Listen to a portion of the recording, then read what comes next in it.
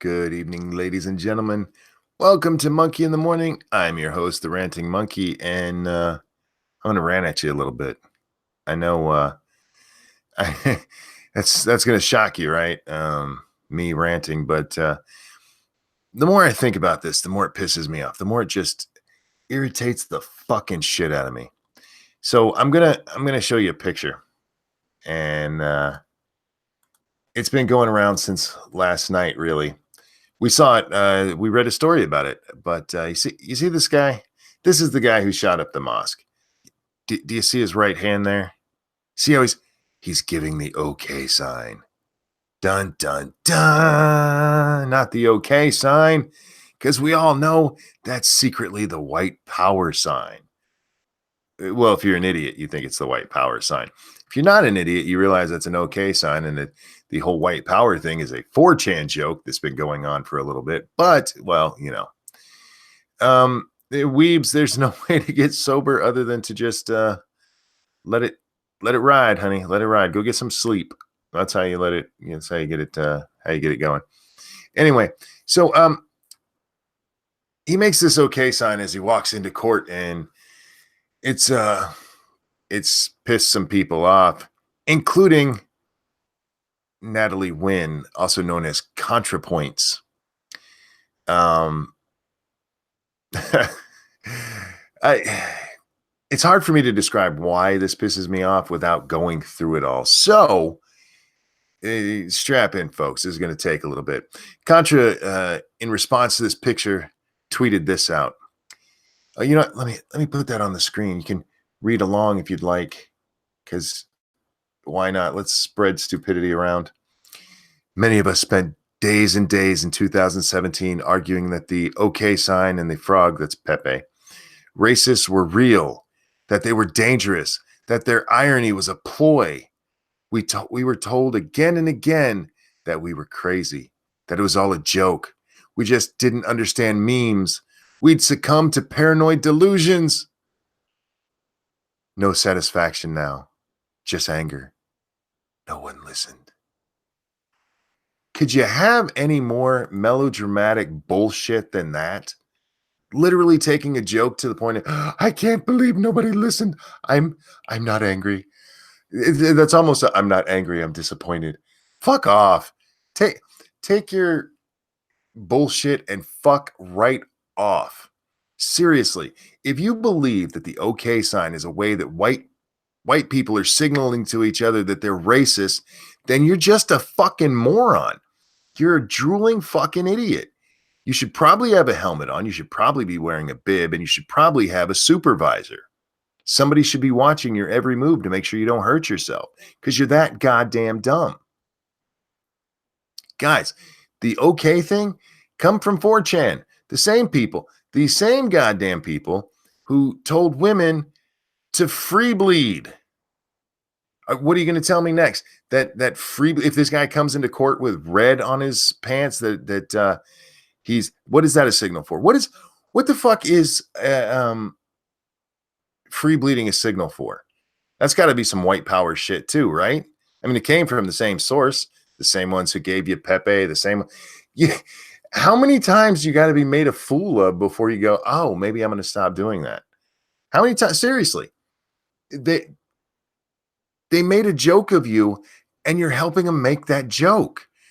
Johnny Hellcat, thank you. Choose your favorite flavor of window. Yes, exactly. These are the people you go to ask how many licks does it take to get to the center of a fucking window, because they should know. It's, oh my God, it's so fucking annoying. Now, the reason that it annoys me so much, specifically with Contra doing this, is because of some other stuff that's been going on around Contra lately. Vice News has decided that Contra is really important, guys. Contra is very important. They actually released a video with I guess this is an article, and the name of it is, "This is the sanest person on the internet." ContraPoints. The sanest person on the internet. Have you fucking watched ContraPoints? If if she just changed her fucking rhetoric a little bit, they'd be like, "Oh my god, what the fuck is wrong? Look at all this skull play and oh god." Okay, let's read just a little bit of this, shall we? And then we have another one from Vice. Another one. Hang on. Wait, where'd that story go? What the fuck just happened there? There we go. For some reason, my story changed. I'm sorry about that, guys. One thing the right wing has done pretty effectively in the last few years is they've managed to frame the discussion as a kind of Puritan, moralistic, sermonizing left versus a kind of edgy, rebellious punk right rock, Natalie Wynn says. Yeah, that's because that's how it is. That's how it is. You have the left out there telling us how we need to behave so that we don't fucking offend people. How dare you offend me? I have feelings, you know. Quote, and I refuse to allow them to get away with that. Ooh. On her YouTube channel, ContraPoints, Win tries to reframe the debate around issues like free speech, the alt-right, incels, transgender pronouns in a way that, quote, makes the far right reveal their puritanism and their phobias and has me like libertine, however you say that. Wynn says that she's holding a giant headpiece with red and black feathers and a sheep skull. Can you imagine what they would say about anybody they consider even slightly right? If, let's say, Dave Rubin was holding up a fucking headpiece with red and black feathers and a sheep skull, they would insist he was talking to some fucking god and needed to be put, fuck off. She makes 20 to 45-minute videos that unpack the ideas behind the culture wars, using the philosophy education she got in grad school and the makeup education she got on YouTube. And they're popular. More than 1 million views on her top videos. That makes enough money for YouTube to be her only job. She's in the top 20 creators on Patreon, a site where fans can give monthly yeah, we know what Patreon is. The skull headpiece is for a character that delivers a trigger warning at the start of a recent video. It's one of 4 costume changes and 3 wigs she uses to dissect a popular meme on the far right. Are traps gay? Yes, traps are gay, and it's not a meme so much as it's just a joke. There's a meme is not always a joke. Jokes, fuck off. Anyway, it's a means. It means, is it gay to have sex with a trans woman? While this meme might seem like an offensive but unimportant piece of internet ephemeria, what the fuck is that? Wynn explores what it means for trans women and straight masculinity. It's fascinating because she takes the internet seriously. You probably should too. Anyway, this is the most important person, the sanest person on the internet. Why? Well, because she says what Vice likes to hear. And then another one. This is the story that really makes what Contra said over on the Twitter machine annoy the shit out of me. Meet the YouTube star who's de-radicalizing young right-wing men. The far right is the dominant political community on YouTube. Are you out of your fucking mind? It's a flourishing world of men's rights activists, libertarians, anti-feminist atheists. That's all one, guys. Anti-feminist atheists. There's not a comma between any of those words there. And white nationalist. There are whole channels dedicated to showing, quote, social justice warriors getting owned by various conservative provocateurs. And this has gone largely unanswered by the left. No, they've tried. They've tried answering. The problem is they're fucking morons. Enter Natalie Wynn, who's trying to de-radicalize this part of YouTube with an unexpected mix of philosophy and elaborate costumes. And she's making some headway. Quote, one thing the right, that's the same one that was from over there. The right wing effectively blah, blah, blah. On her YouTube channel, ContraPoints Win, this is the same fucking story now. The rest of this is exactly the same. We'll get to the end here. Quote, I see myself as sort of like the left's immune system. I am fighting against the kind of reactionary forces that will cause people to double down on their reactionary ideas. I'm changing people's minds and I'm softening them to these issues. No, what you're doing is you're softening their heads. You're softening their brains. You're making them fucking stupid. See, me and Polly get into discussions about philosophy and stuff. You can rationalize anything. That's absolutely true. You can. It doesn't make your rationalizations good. And philosophy has its place, I suppose, but she's using that philosophy degree. Monkey, you are my favorite monkey. Oh, sweetie, I love you. Just thought you should know. I figured, honey, you better not have a monkey you like more than me, Weebs. Guys, I'm sorry. I'm getting off track here. Okay? Look, here's the thing. I'm not a Republican. I'm not a libertarian. I'm close to both in some ways. I'm definitely a conservative. But I don't necessarily disagree with all leftist ideas. My problem comes in with your blue-haired feminists, and yes, they still exist, and your Cortezes and your Omars getting into Congress with these fucking ideas. They've actually gone out there and talked about the fucking wage gap. The fucking wage gap. This has been debunked so many times, it's ridiculous. But no, we're still talking about it because politicians are. This shit is not just on YouTube. This shit is not just in colleges. This shit is in our daily lives. And people want to pretend it's not. And you got Vice up now. Look, Vice is a piece of shit website, but they're not wrong about Contra's influence. Contra has quite a bit of influence with people. I can't tell you how many people I've seen. Oh, I don't agree with their politics, but I really like their videos. Like, why? It's okay. Look, it's Halloween. It's some weird. Look at how it's Lady Gaga. It's like, look, I don't really have much to say, but look at my awesome costumes. You're my second favorite monkey. Your pissed off cousin, Angry Monkey 422 is better. Well, he only comes out when he has to. We can't be in the same place at the same time. It will make the universe implode. We have a whole world right now. A whole world that's being infected by the social justice bullshit. And after the election of Trump, you had so many people who used to fight against it. Be like, I don't really want to do that anymore, which is fine. That's your business. But you still have those same people who are now going like, look at this boomer joke. Yeah, look how you own the libs there. And you know what? Sometimes they have a point, but for the most part, it's like, why are you now encouraging the shit? Did you hit your head? Did you hit your head? Do you really think now the wage gap is a real thing? Do you think now women are being oppressed more than they used to be? Do you think now blacks are more oppressed than any other group? Do you believe now that there's systemic racism and sexism in the U.S.? All of this stuff, this fight is still going on. And now we got this asshole down in New Zealand who killed a bunch of Muslims who were minding their own fucking business and wrote this goddamn, was it 72-page manifesto? It's so fucking long and boring. But he writes this, and he obviously knew his target audience. Obviously.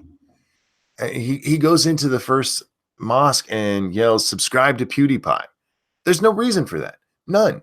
Except people online have tried connecting PewDiePie to racism. He once was he did a video once where he's laughing at people on the internet, and oh no, there was a clip of Baked Alaska in there. So the guy, he was dancing like an idiot in that clip. He wasn't there preaching the white nationalist shit he used to preach. By the way, yeah, Baked Alaska's moved away from that. But oh no. We got to attach PewDiePie to it. So this guy knows, like I can cause a whole bunch of shit if I yell this when I go in there. And then you read his manifesto, and he's got stuff in there like, "Do you like Trump? Well, for his ability to let white nationalists roam free, yes." And he knew the press would only take that. he knew they weren't going to pay attention to the second part where he asked, "Do you like his policies?" No, because if the press did that, then the first part doesn't really matter, because that whole first part was what the press had done anyway. They're the ones who made him into a horrible racist because he talked about people illegally coming to our country and killing folks, killing and raping people. And they turned that into, oh, he hates Mexicans. He thinks they're all racists and murderers. That's not what he fucking said. But it doesn't matter. Doesn't matter. And you have people just repeating the stupid shit. That's who made Trump a racist, not Trump, the press. And this asshole knew, look, if I play on that, it'll get the left all riled up, all riled up. And he threw Candace fucking Owens in there. He threw Candace Owens into his fucking manifesto as part of what helped make him a white nationalist. Not because he hated her, not because she's black and he hated her, but because he liked what she said. He liked what a black woman said, and it made him become a white nationalist. That makes no fucking sense. None. Zero. And if you believe that part of that, if you believe that's what actually happened, then you're a fucking moron. If you repeat it, you're a fucking moron. Hey, Sinatra, how you doing, man? You have a good night, sir. Thank you for coming by. What else did he throw in there? He threw in there some of the shootings that have happened around the world. And when he went into that courtroom, when he knew they were going to take his picture, he knew that if he did that okay sign, it would get all these fuckers riled up. And so what are they doing? What are they doing? We got to get rid of that. The okay sign has been around since long before I was born as a way to tell people, yeah, it's okay. Either, a signal for dangerous work that's like loud so you can't talk to people. Okay, we're good. Or even in just general conversation as a way to, yeah, it's okay. Snubber, thank you so much. Hey, Monkey, is Project Zomboid any good? It's okay. Well, last I played it, it was okay. It's a little bit, it needed some work. It's hard to describe what it needed. It's a little clunky. How about that? That's the best way I can describe it. This guy knows the value of useful idiots. And if you don't know what a useful idiot is, it's an idiot who is useful to you in some way. They're not smart enough to think for themselves. They actually work against their own interest because they're dumb. They're fucking dumb. And we have a whole bunch of them out there on the internet right now. Hey, Camel says Navy SEALs use okay signs during dive training. Yeah, exactly. It's not a sign of white power. That's some shit that 4chan came up with because they were sitting there going, you know what? These motherfuckers are so dumb. I bet I can convince them that the okay sign means white power. And y'all proved him right. Good morning, Jack. How are you today? Good, man. How you doing? I'm getting more irritated by the moment. The more I think of this, the more it annoys. Excuse me, annoys the ever living shit out of me. The idea that many of us spent days and days in 2017 arguing that these racists were real. I have no doubt there's some racist out there who's used the okay sign before. I have no doubt there's somebody who's racist who grabbed onto Pepe the Frog. The vast majority of people doing it were just taking the piss out of you. Just taking the piss. And now I got to sit here and read all of this shit about how horrible things are. And see, this guy did it. Okay. Well, who was he signaling to? What was he signaling about? Well, what look, I am a racist. Well, we got that from your fucking thing. There's no reason to do it. It's the same reason he yelled, subscribe to PewDiePie, because he knew it would get you riled up. And it did, because you're fucking morons. Oh, God. Anyway. Jack, man. I don't know how much more moron I can take. Oh, get ready, buddy. This is only just started. I will say this. We talked about it on Lords of the Night tonight. And Scribble said, you can't take anything that guy said at face value. And I agree with that because a lot of what he says is kind of not controversial, contradictory. Like a black woman making him a white nationalist. And again, not because he hated her, but because he liked her. What he is a manipulator. I do absolutely believe the part where he talked about wanting to cause chaos. And he's done it. He's done a very good job at it. The only thing he hasn't gotten, the thing I have not seen a huge call for gun control. I've seen a little bit of it, but not a bunch. And that was what he was really hoping for. But yeah, he's basically made a joke out of all these people. Well, they've made jokes out of themselves. The supply of morons greatly exceeds the demand. You're not wrong, unless you're talking about.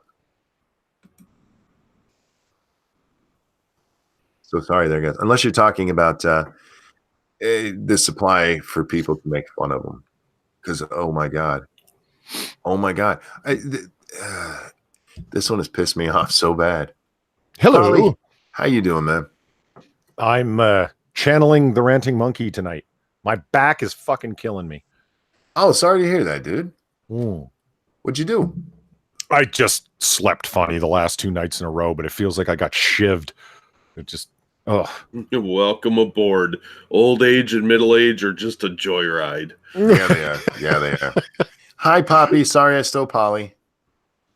It's okay. I was annoying Pop-Tart anyway. I was being all black pill talking about it's the end of Western civilization as we know it. And she's like, I don't care. It's fine. So, let me ask you, Polly. A long time ago, you and me had discussed having a debate.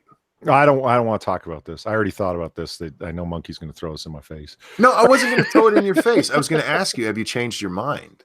I thought about that. And it's okay. For those of you who don't know, Monkey and I were going to have a debate. I had asked for it, actually. Monkey was going to take the position of things are getting worse, and I was going to take the position of things are getting better. We were going to be that general and vague with it.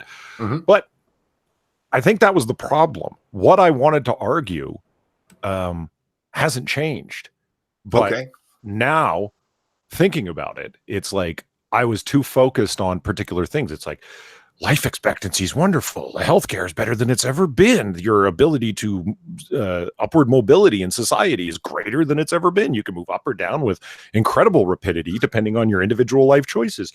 Access to education, and I mean personally driven education, not even formal. Sure. Just like information, I guess, is greater than it's reading. Yeah, is greater than it's ever been. And it's like, yeah, and civilization is still dangling on a precipice and ready to crack and break into a billion pieces that can never be reformed. Huh. This is what it was like before Rome fell. Yeah, real quick. Thank you. The UFO answer. Invite Weibo. She's a drunken St. Patty's Day mess. Look, I love Weibo, and I wouldn't do that to her.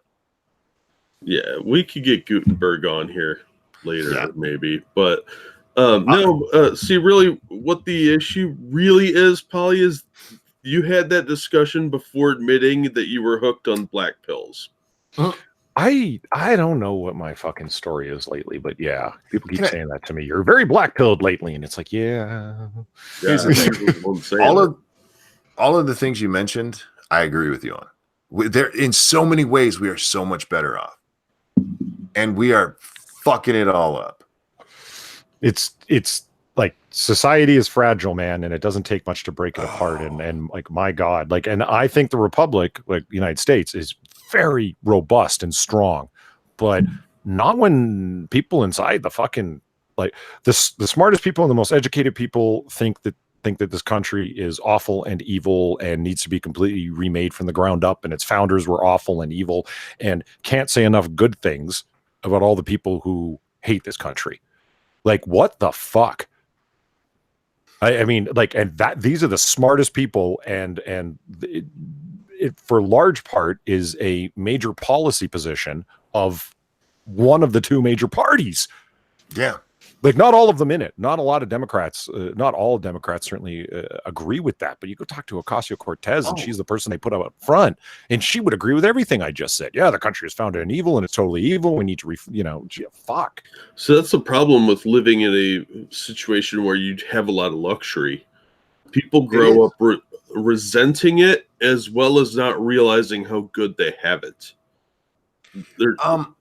I think people, and you mentioned, this is what happened right before the fall of Rome. There's a lot of people talking about the fall of different civilizations, and they're all like, well, this is following the same path, and maybe we are, maybe it's inevitable. And I think for us, at least, a big problem with it is that we're too comfortable. We've talked about this before. I don't know if we've talked about it on this show, but there's no. Most people have no real strife, and I'm gonna give you an example before we move on. I'm gonna talk about the other thing that pissed me off today. I woke up at 11:30, came into my chair, sat down, lit a cigarette, turned on the internets, come to my Twitter page, and the first thing I see, because I accidentally clicked the moments thing, is this trending hashtag for Ableds are weird. Ableds are weird. Are you sure you don't want to come over to my side? The Twitter's a sewer. Like, look, I like the sewer that is Twitter, but sometimes I see things. I literally nope, I'm done. I made one tweet about it, turned it the fuck off, and one played video games. Basically, what Ableds are weird is a bunch of cripples talking about how horrible it is that normal people try to help them sometimes. That's what the whole fucking thing is. Because it's not like 100 years ago they died off early because nobody could help them. No, nothing like that. See, that's exactly what you're talking about, man. It's people not understanding how good they've got it. Yeah. With life expectancy being up, people get kind of in a routine. There's no threat to them, so they have to look for something to be afraid of or upset about, because otherwise their lives are very comfortable. We have very little things to actually worry about. If you don't have food, you can get food. So there are charities, there are social assistance programs, but still people get there's a void in them that says that they need to be afraid of something. So they look for that. And some people just want that. I think some people need it. I think people need to have strife in their life. Well, this is why I want to clone saber-toothed tigers. It not only cures us of the homeless problem, but it makes people on edge again. And it makes them, a little more ready for anything. Gives them something to be afraid of. Exactly. I mean, right now we have people afraid because we read an article before you guys got in here about how ContraPoints is the most sane person on YouTube. Yeah, well, I get carried away, but one of the things that she preaches about is pronouns, fucking pronouns. Yeah, that's ludicrous. If the biggest problem in your life is pronouns, you need to drop to your knees, find a God to thank, and do it. Yeah. I mean, it's ContraPoints. Like, it just fucking hell. Like, ContraPoints has got nothing to say. It just runs in fucking circles. I mean, she's a contrarian. Like, whatever the position is of somebody from the so-called right, she just argues against it. Like it. Well, you're not wrong with that. Hang on just a second. Thank you, Terry Diamandis. It's human nature. If people have no problems, they manufacture some. Most of them do. You know what I do when I have no problems? I enjoy my life. Yeah. I just sit back and enjoy it.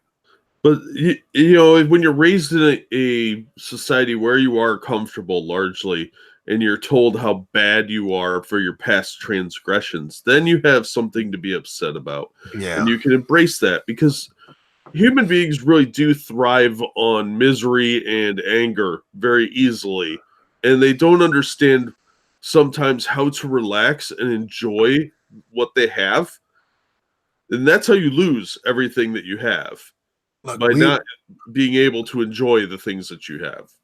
We've come to a point in society where we're telling Black people that the horrors of slavery are actually passed down in their DNA. Yeah. And not through stories, not through, grandpa telling you how it was for great grandpa. No. In their fucking DNA. yeah, but we've gotten to the point now where it's such a distant memory that there's nobody alive that experienced it, and the younger generation is too far removed from it. So they don't actually understand the horrors of that event, and they don't study it. So they don't really know exactly what that strife was like and what people experienced in that. So when they get a minor transgression against them, somebody looks at them funny, literally a microaggression, then they think that they are being oppressed, and they don't understand what oppression really is. Young people that are embracing communism and socialism don't remember the Soviet Union. They don't remember seeing video of bread lines or anything like that. They're only taught that what they are experiencing now is oppressive. But they can look, Cuba, even for the changes, this few changes is made, is still a shithole. Yeah. I mean, we don't talk about it anymore, but it is still a little shithole. Real quick, I want to address this because I said, you know what I do when I have no problems? I just sit back and relax. And Poppy said this. She said, you've had problems and you're broken for life. How can you say what you would do if you didn't? This is my life. There's nothing's ever going to change this. So when I have days like today where I was a little sore earlier and I had to go lay down for a while, but otherwise, I mean, like right now, for me, I feel pretty good. I feel very good. I'm not going to complain about it because it's just how I am now. So yeah, this is always going to be with me, but I'm not going to sit here because yeah, I have a little pain right now on my lower right side. But I'm not going to sit here and complain about it. Instead, I'm like, look, I was playing video games just a little while. Now I'm talking with two very good friends about some interesting topics. The fuck do I care about what's happening here? Bitching about it's not going to fix it. Talking about how somebody once looked at me funny is not going to change it. I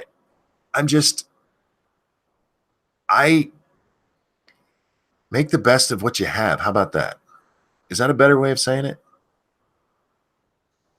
I don't dwell on bad things. It's just not what I do, because if you do, it's going to drive you nuts. It's going to make you miserable. Yeah, I think that's a generational thing, though. Especially as you get older, you start to kind of accept that this is how life is, and that, and like my dad once said, not everybody can have a happy ending. But young people are incredibly idealistic, and they don't believe that. They don't believe that you have to accept the situation that you're at in life sometimes, and that sometimes it's going to be bad, and sometimes it's going to be good, and that times change. You'll have good days and bad days. They don't want to believe that. I think that they're so indoctrinated with this ideology that everything has to be exactly how they want it, that they refuse to, accept that life is what it is. Yeah. I know a lot of people who look at me and go, I couldn't live like that. Like, I have two choices, live or not. And right now I prefer live. Yeah, we prefer to have you around. I mean, sometimes life deals you a bad hand. I mean, I had a cancer scare a few years ago, and they told me I might have stage 4 lung cancer. Oof. And I was like, I mean, you get news like that. I mean, that's a death sentence. And you're sitting there with some doctor you've never met before, no one else you know is in the room. And how do you process something like that? It makes you change your perspective on things.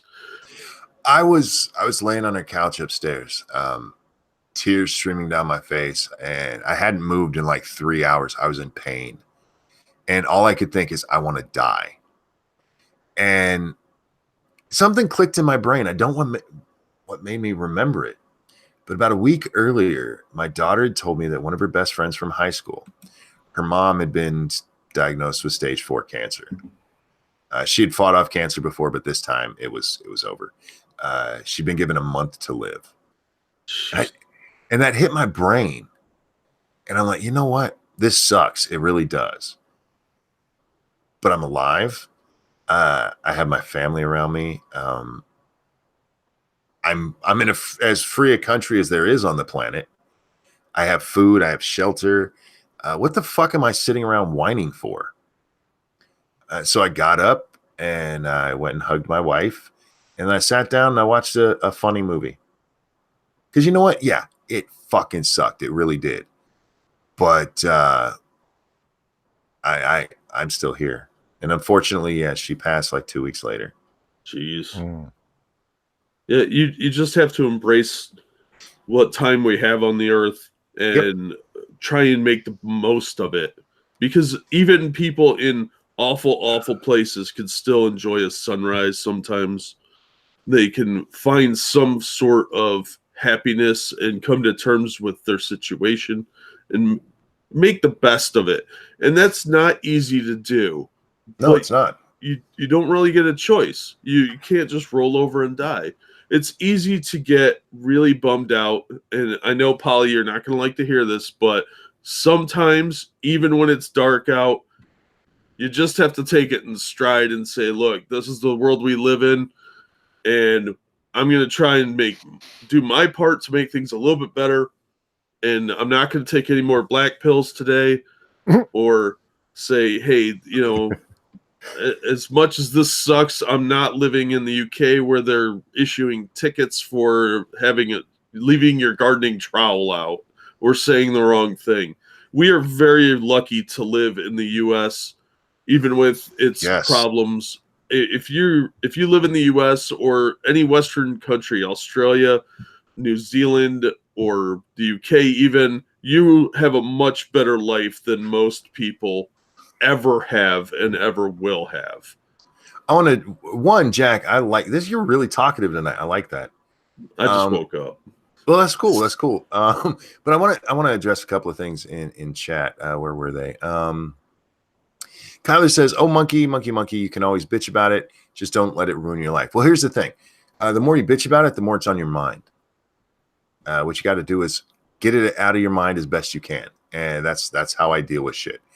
The other thing, Dean Ward says, I'm disabled and lost my only son and insist on going on. Dude, I can't imagine what you went through. But with the things I've been through, you just have to go on. People always ask, how do you do it? How do you do it? What's the alternative? That's my answer all the time. What's the alternative? Frankly, I like being here. There's so many things on this planet I like. Just in the other room is my wife, who has boobies and a vagina, and she gives like the best hugs ever, and she has the softest lips on the planet. There's like so many things that I enjoy that I don't want to end. I want them to cure death before I get close to it. That's my goal. People, they might be able to cure your neck someday. I don't want them working on that. I want them curing death. Real quick, Johnny Hellcat, thank you so much. Buck up, dust off the smoking jacket, and live it up while you can. Hey, exactly. Have fun. Have fun. Find something that makes you happy and do it as often as you can. As long as it's not hurting anyone else, that's really what matters. Sure. And sometimes there are big things we need to fight about. Sometimes there are major points we need to address. And then you address them and you move on with your fucking life. You don't make a organization dedicated to it and stay there for the rest of your life, even after the problem is fixed. Hello. Hi, Poppy. How you doing tonight, sweetie? I'm good. Do I sound all right? I'm on my phone. You're a little bit quiet. Okay. Does that help? That's much better. Real quick. Thank you, Ethan Long. Hey, guys, just came from a Dankula stream. Looks like I'm not sleeping tonight. I'm going to grab some coffee. So, Poppy, you said you wish you could talk to me so you could explain what you meant. Yeah. Okay. Okay, you're people quiet like again. us, people like us have had problems. It's like the first time I realized that there are people who aren't in pain every day, because I have been since I was born. So it was a weird idea to me. I can't understand that point of view. So someone who's never had an extreme pain or never struggled through life, like I can't say how I would react to it because my life made me who I am today. So I can't say, oh, well, if I had their life, I wouldn't be bitching about it, because how do I know I wouldn't? Because I have this life and I'm not bitching about it. Yeah, And but you struggle and you have pain. Yeah, so but you learn to deal with it. I've been on the other side too. I've only been in this pain for about 3 years now. So before that, you never struggled with anything though?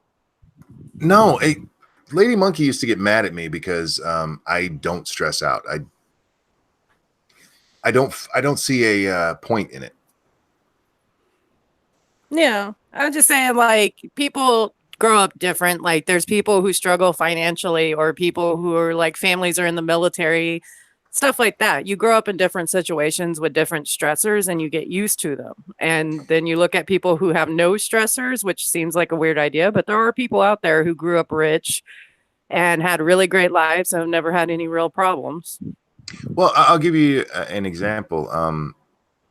Yes, we've been poor, absolutely. And there were times where it's like, I don't know how we're going to pay all the bills. And Lady Monkey would be stressing about it. And I just don't. But I would pull her close and I would hug her. And I'd tell her everything's going to be all right. And she'd ask me, how do you know that? And I just told her, because it always is. Yeah. And I understand that. Like, I'm that one in our relationship. Chris will be freaking out about money constantly. And I'm the one going, well, figure it out. Don't worry. Everything will be fine. But I also realized that when he grew up, he wasn't stressed about money. He didn't have that problem. And I grew up with the stress of money all the time. So in my head, I'm just like, we always figured this out. It's not an issue. But see, the overall point, though, is that, okay, let's say you do have money issues. All right. There's only so many things you can do about it. Do what you can, and then just move on with the rest of your life. Yeah. But even with that, you have people who don't have money problems. You have the majority of what we see with these people who are constantly fucking complaining about stupid shit are spoiled little rich kids in college. Exactly. Mm-hmm. They have no problems, none. So they go out there and make them up. If you're lucky enough to go to college, chances are that your life is not as horrible as you think it is. And then you've got like the Trey Melvins of the world that are just sickening bastards that don't appreciate the amount of luxury that they have available to them. Well, yeah. To your point, we're not arguing on that. No, but you think you're saying, how do I know I wouldn't be that way if I was them? Because I've been through this and I'm not that way. But that's the reason you aren't that way, is because you've been through hard things. Like, my point of view is make everyone homeless for 2 years and see if they whine about shit. But no, I've said many times these whiny little shits need to be dropped off in the middle of Somalia for 6 months.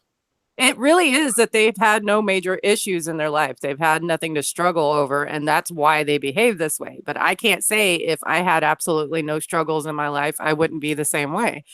Because the struggles are what made me this way. See, I don't think the struggles are. I think our personalities are. Yeah, they're somewhat defined by how we grew up and stuff. But me and my brother, we grew up in the same house. We went to the same schools. We are complete opposites. Yeah, complete opposites. So there's some of it that yes, absolutely is. We're having a nature versus nurture argument here. Yeah, there is a point to where like your experiences make you, and then of course there are different personality types. Like some people struggle and then they become total victims all the time about it, and then there's people who struggle and it just makes them stronger. I agree with that. Well, there's also a lot of the see we bash on the college. There are college kids out there who are upper middle class, upper class, who don't do this, who do just enjoy their lives. Yeah. The problem is the saying, the squeaky wheel gets the oil. Mm-hmm. And that's the issue. Those kids aren't out there bitching. They're just enjoying their life. They're like, man, this is nice. Unfortunately, they're not the ones that end up in the newspaper. They're not the Right, they're ones not that, the loud ones. yeah, they're not the ones that end up with a sitting congresswoman repeating their bullshit. Anyone else getting stream lag? If you're getting lag, sorry guys, that is not me. This is it. I don't run like OBS or anything else. That would be YouTube. It was happening to Satsu earlier today too. Just for the record, I think Polydub would make a really good pirate king when he gets dumped in Somalia. Polly, you okay over there? You've been quiet for a while. Yeah, I don't understand how I'm a pirate king though. If you get dumped in Somalia for 6 months, I think you'd make a good pirate king. I'm Make not going to yourself be in a dinghy with an AK-47 sticking up fucking cruisers. What the hell? Well, I think that No, you're he going would to be take in a over a yacht with a small smoking gang, gun. become a local warlord, and you'll do really well in that environment. Can warlords be in wear a- smoking jackets? They can if they're a warlord. They can if they're Polly. He'd be over there like it's a style, okay? It's a style. Sorry, I pick on Polly. Snubber says, I hate the squeaky wheel argument my mom used it to explain why she let my brother be a piece of shit. You can hate the argument all you want, but it's fairly accurate. I mean, Yeah. it's what happens. I mean, we literally have disabled people bitching about people trying to help them, and it was trending on Twitter all day because people were like, yes. Okay, to be a little fair, I kind of understand that argument because it does get patronizing sometimes. Just saying. It's somebody trying to help. Well, I have this one friend that figured out I'm going blind, and she won't stop trying to do everything for me. And it's annoying. Even though we keep explaining I can do this, it's all right. I can use the stove. I won't burn the house down, I swear. But it's coming from a place of kindness. I know, and I don't chew her ass out. Trust me. Like Chris just comes in and grabs her by the shoulders and steers her to the living room and keeps explaining to her that I can do this. So, and I understand that. I do, and I'm sure over time it gets annoying. But again, being mad at somebody for trying to be nice to you is. Yeah. There's not a reason to have a Twitter campaign about it or anything. That is. Look, be annoyed. Yeah, there's annoying people all over the fucking place. They do worse things than try to help you. See, I think the conversation, and I understand conversations organically evolve, but sure, I feel that they're like, okay, so I say a bunch of black pilled things about given issues, and it's like about the future that doesn't relate to my enjoyment of the things that I enjoy. I've got more hobbies than I can shake a fucking stick at. I got there's a lot of people I know, expansive group of friends of different stripes and so on. So it's not that I'm not living my life or that any particular person isn't living their life. It's a question of the direction that things are going. We're talking about the squeaky wheels getting the oil. The squeaky wheels, unfortunately, are the people that would love to see a downfall of this thing. And unfortunately, they're the ones who are in power. And if you take the United Kingdom to be any kind of bellwether of the direction that things are going, and I don't think it's entirely unwarranted to do so, it's not good. And this New Zealand thing, I don't even want to get into it, but is the newest iteration of that.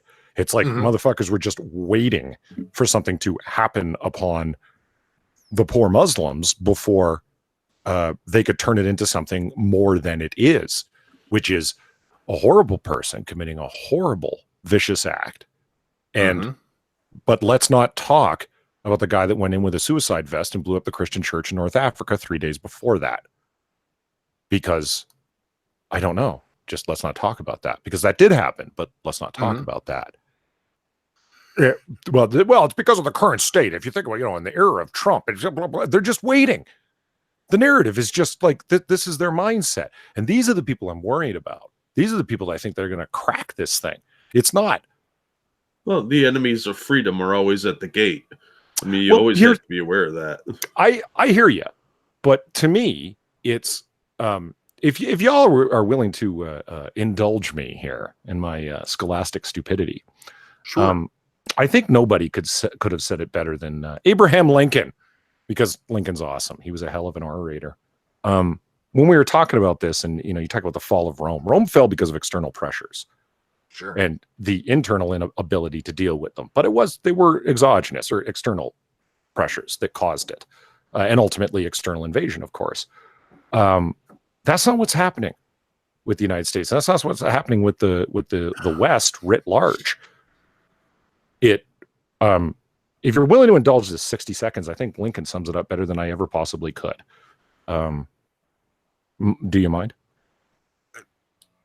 Do it. I'm going to slap you if you ask me if you can say something on my show. Well, I'm to go into a 60-second quote from a Lincoln speech. I think I should ask permission. Come on. I read a fucking Vice article.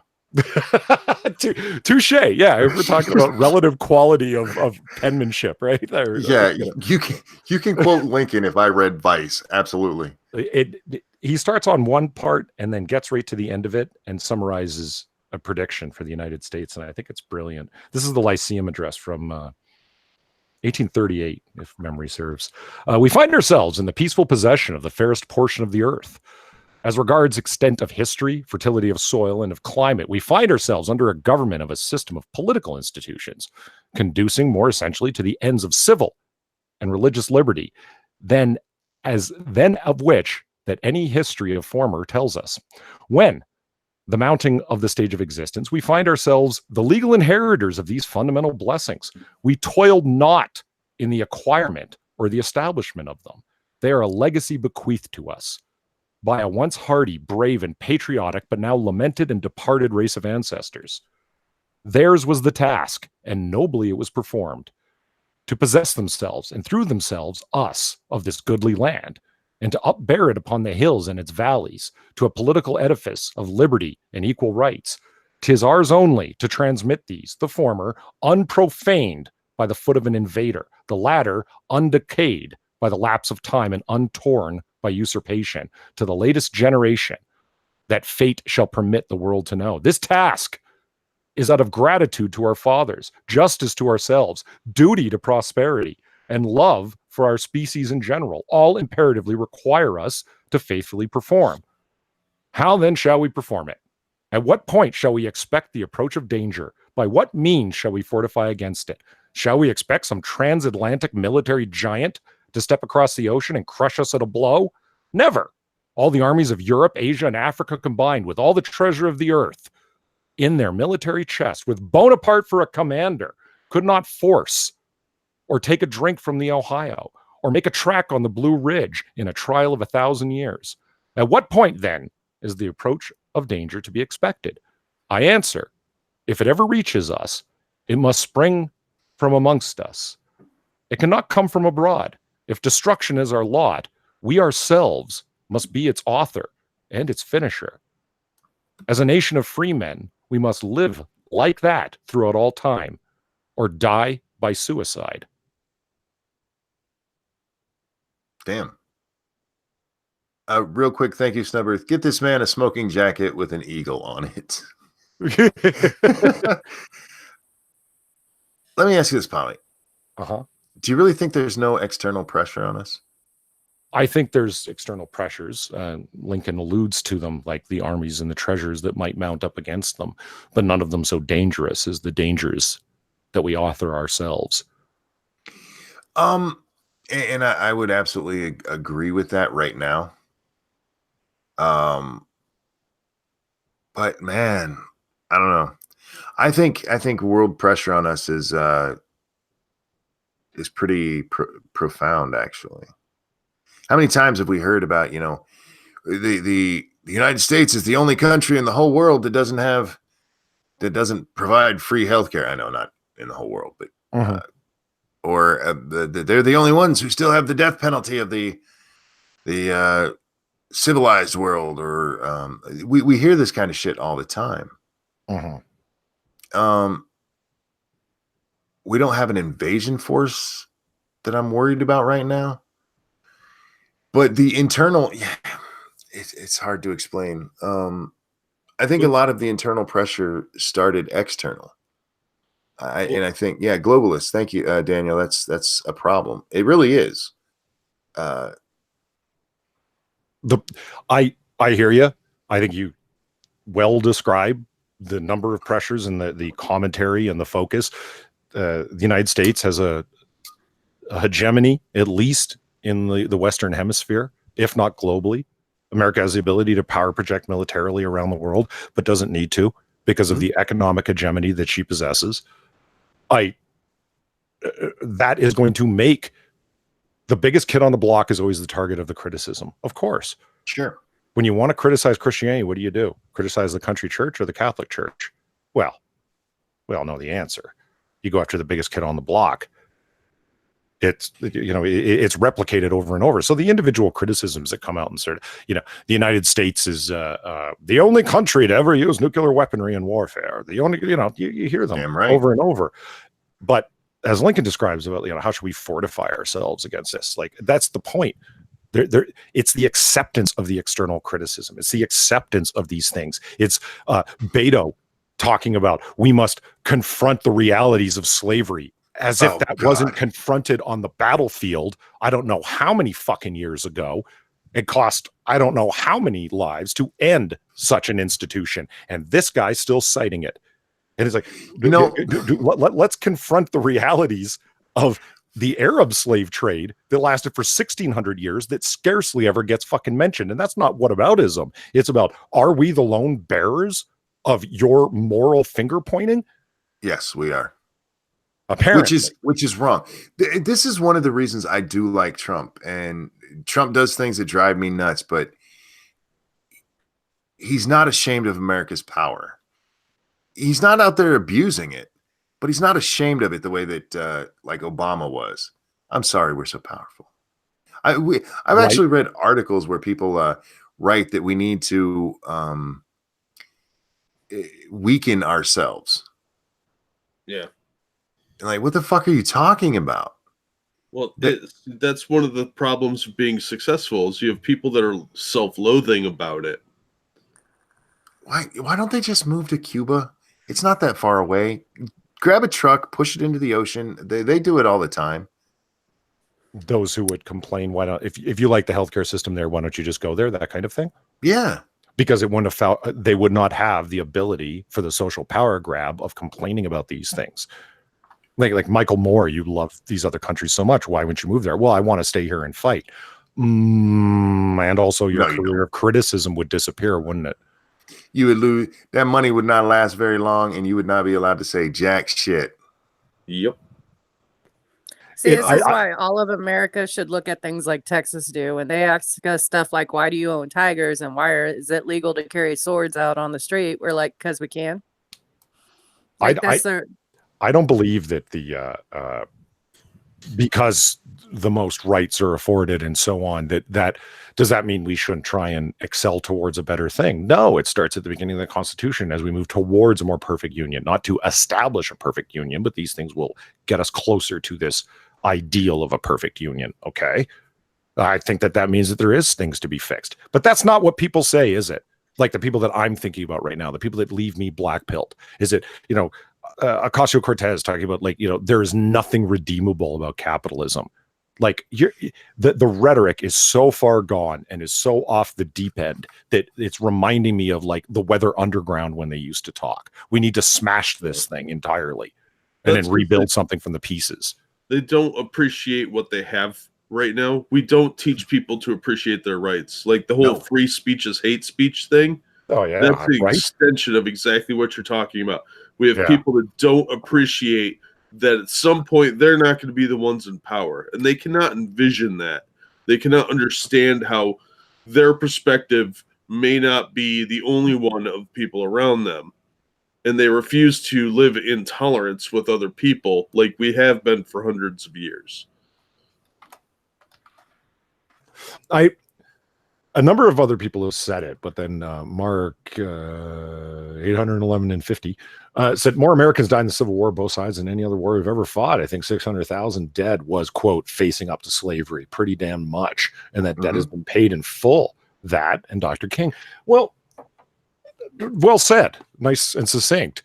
I mean, once the Civil War was fought and it was over in 1865, that like that was the end of the problem? No, of course not, because the Reconstruction era and Jim Crow and all those things came after it. But to cite slavery as flagrantly as that motherfucker did, this guy who's like a legitimate example of fucking moneyed privilege, you know what I mean?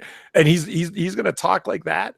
And he's gonna like that should provoke laughter. That should provoke legitimate outrage from people. What the fuck? This is the best you can do. It's weird that I don't know any positions this guy stands on. Which, for somebody who watches politics, I should have one thing I can look at and go, this is something he stands for. He's a bimbo. Well, good call. He is a mimbo, isn't he? Is it? Do I have my Streamlabs turned on? No, I do not. Let me get that turned on. It's on now. There you go. Hold on. What does that mean? Like, because I don't have one. You have to turn it on, or you mean you just have to have it? I actually have to have it open in a browser window for it to work properly. I don't know why. Just for you to read it, or for people to give money to it? For people to donate. Really? Okay, that's what I was asking. That's interesting. Yeah, which is weird because other people have been able to do it, but it's very rare. Every so often I'll get a donation when I'm off air, but I spent more than a year talking to Streamlabs like, why won't this work? And then somebody goes, do you have it turned on when they're trying? I'm like, no. You got to turn it on. Oh, well, that's weird.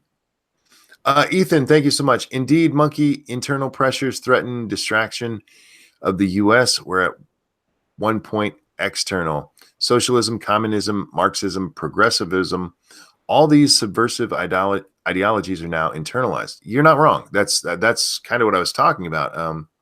But it's not just those things. I mean, they may be extensions of those things, but we're so ashamed of who we are these days. And that's what I'm saying. I hear you. I agree completely. It's like, where is this fucking, like, if you're willing to take any fucking name that someone puts upon you and the immediate response is, I'm sorry. Like, just like this is fucking ridiculous. Or something, you know, Trump is make America great again. And the response from Hillary Clinton's campaign is, America's already great. We want to make America better. And it's like, you know, just that somebody would say make America great is inherently racist and ugly and fuck off. It really gets my goat, man. Even in personal lives, I mean, I can't tell you how many times I've seen arrogance is so ugly. Well, are you talking about arrogance or are you talking about confidence? Because I've seen people who are offended by both and they don't understand the difference between them. We're not supposed to be proud. You're supposed to be proud of things that you didn't do. You're supposed to be like, I'm supposed to be proud that I'm a disabled man. I didn't do anything to achieve this. When I was reading that stupid ableds are weird thing, the girl who started it, I went and looked at her Twitter, and one of the things she said was, as a proud disabled black woman, like those are three things you didn't do. Why are you proud of being a woman? Why are you proud? That's not a fucking achievement. Being black is not an achievement. Being disabled, not a fucking achievement. Saying I'm proud is not a statement of pride. It's not. What they are. When you want to go, well, I hear it. Well, it's hollow. For them, I don't think it is. I think they are. I am proud to be this. You didn't do any of it. I think they're trying to convince themselves as much as anybody else. It could be, but let somebody say I'm proud. I built up this company. You didn't build that. I hear you. I mean, I've got bright green eyes, right? And it's like, I'm proud of my bright green eyes. And it's like, why? I didn't, they were kind of like handed off to me. Yeah. You know what I mean? Like, I just don't get it. Polly's eyes doxed. Yeah. Faithless says it very well in chat. Pride without works is a vanity. Yeah, it is. These people are proud because they have nothing else to be proud of, and they don't want to put the work in to create something. They're just vain people. I think it might be more so it's stuff they were insecure about before, and now to try to act not insecure, they scream how proud they are of it. But it's not an accomplishment. It's not, and it's stupid. I am proud of things I've done. I mean, because that's where you should be proud. Because you know what? Being proud of all of those stupid things makes you fucking arrogant. Because you didn't do any of them. I think they're confused between like self-love and not hating yourself and being proud. Maybe in the beginning when this whole pride thing started, maybe. Because, I mean, we had gay pride is where this really came from. And that's where we really started seeing it. I'm proud. Gay pride. And you know what? Again, that's not something you did, but I understand it at that time. Because it was, you're not shh, don't tell people you're gay. All right. I think it came about before that because with the participation awards and the self-esteem boosting programs is really kind of what inflated a lot of this. And but the gay pride came first. Yeah, it did. I remember the Greek fest in Virginia Beach. And I'm like, what the fuck is that? And then I saw pictures from it as guys in leather straps walking down the street with a 6-foot dildo. I am not making that up. That's disturbing. It is, but it was gay pride. Let me grab this Streamlabs real quick. Thank you, Circus Zero, for whatever. That's the best kind. Thank you, sir. There you go. I should. Okay. Yeah. Sorry, guys. I didn't mean to get on such a. We are intense tonight.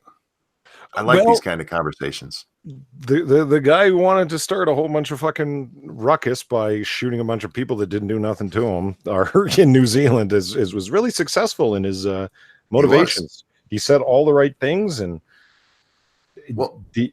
it's great. Yeah, he's an asshole. He is. He's a shitbag, and I hope really horrible things happen to him. But in this regard, he was absolutely brilliant. Absolutely brilliant. He went, how can I cause the most trouble? And he did it. I mean, the PewDiePie thing, what the fuck? Oh yeah, the fucking so-called white power symbol, et cetera. Mm-hmm. He hit on all the right things to the point where, like, all of the people who have none of the ambition to hear their voices, have their voices be heard for something of merit, through social media, they love talking, they love having their blue check mark, and they love yapping, and they're all the fucking people who jumped on this like you wouldn't believe. Of course, it was a golden opportunity. Yeah, and I've been talking about this since it happened, because that day after, I knew Twitter was going to be a shitstorm, and it absolutely was. And it's like, do you not understand you're doing exactly what he wanted? How do you not get that? And I talked with several people, and it's like, have you read the manifesto? And they're like, no. But I've read that in a bunch of places. Why would I want to read that hate speech? It should be buried and not read. And I'm like, generally speaking, I would agree with you. But in this case, considering that you're following through with his plan completely unintentionally, but nonetheless following through with his plan, you should probably read at least that excerpt where he talks about how I want to cause as much chaos as possible. Here's how I'm going to do it. He laid it out.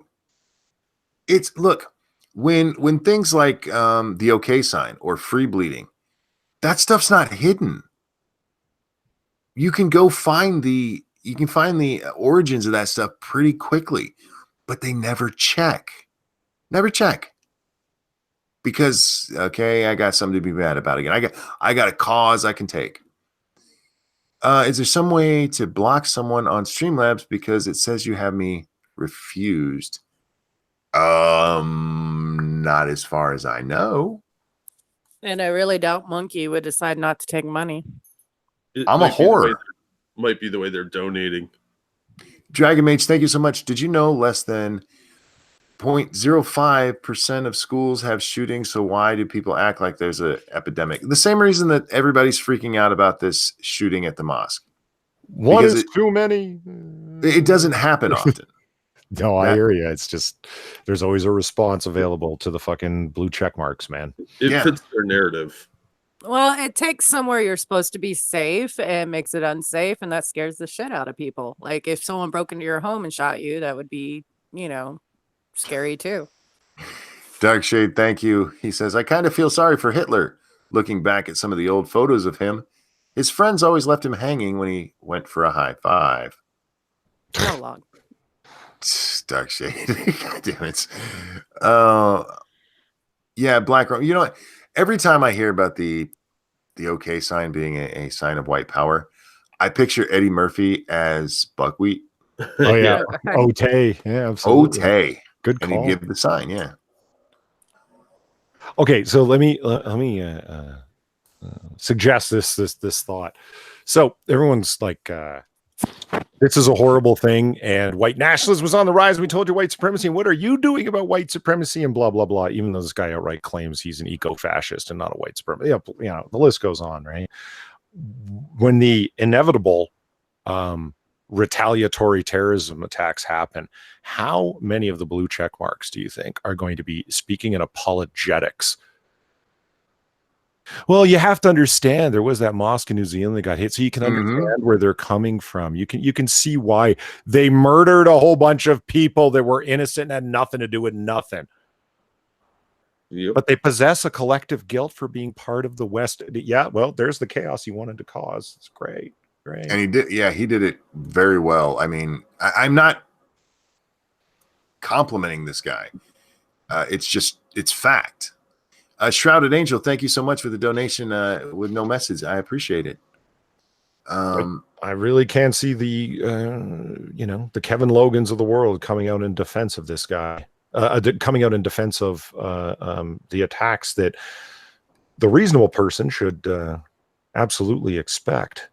Have you seen the tweets? It's like, the Ummah will not be denied. We will step up and attack. And it's like, oh, that's great. And a bunch of people who live in the West and are Westerners will not be able to defend you quickly enough. Okay. I'm looking through my PayPal. I'm trying to figure it out, Quiz. It's not Quiz, Circus.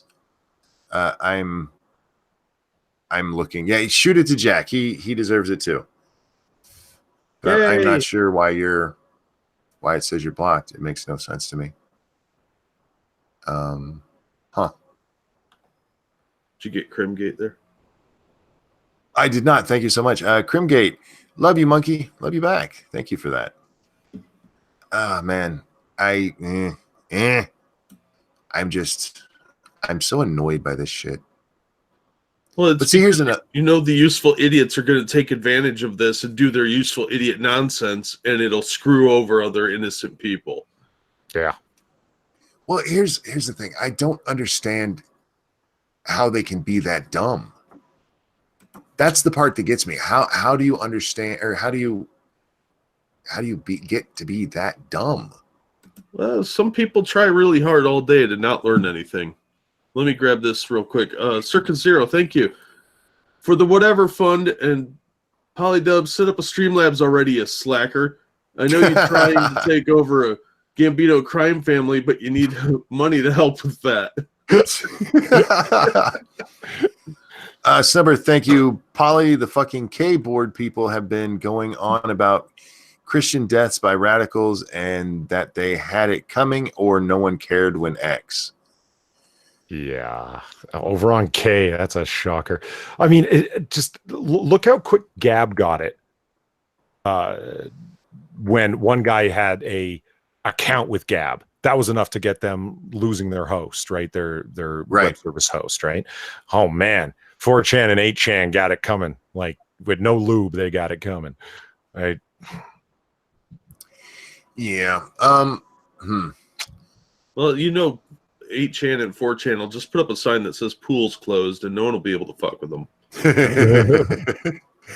I just don't. That's the part that gets me. That is the stupidity. See, Because hold on. Isn't that Sure. interesting? I think that it's going to be is a pool closed. What does that mean? And someone say, "Oh, it's a 4chan joke." You're one of those neo-Nazis?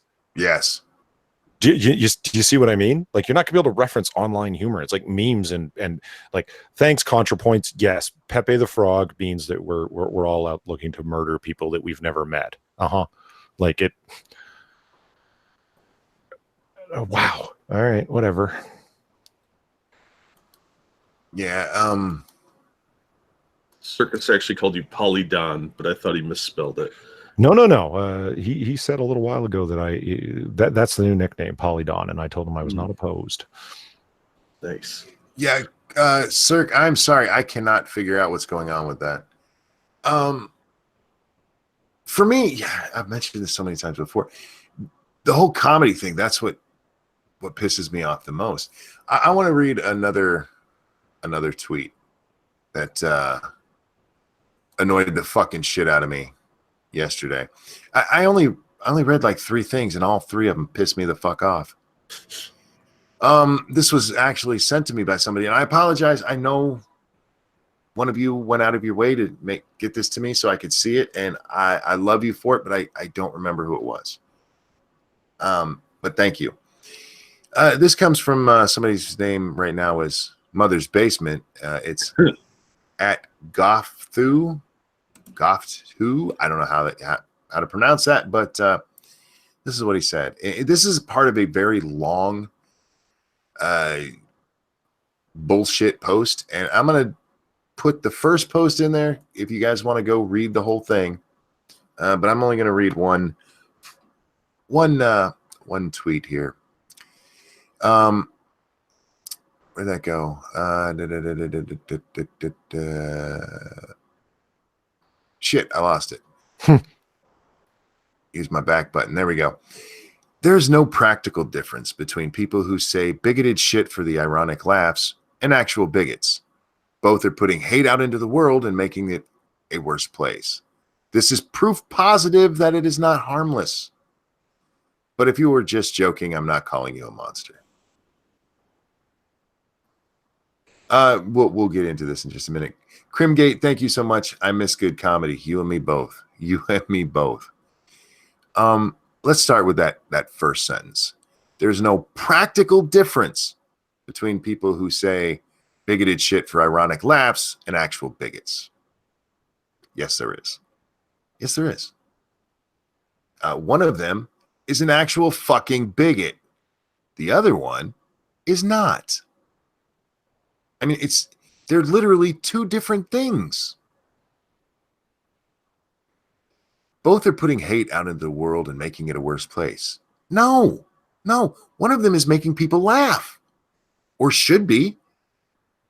One is putting hate out into the world. The other is putting humor out there. And the fact that you can't tell the difference tells me what a fucking asshole you are. But this is the part that really gets me. Darkshade, thank you so much. What do you call a mouse that swears? A cursor. What color is the wind? Blue. There are straight laws and there are bylaws. 3 for 1, guys. Thank you for that. I need a little humor in my life right there. I appreciate it.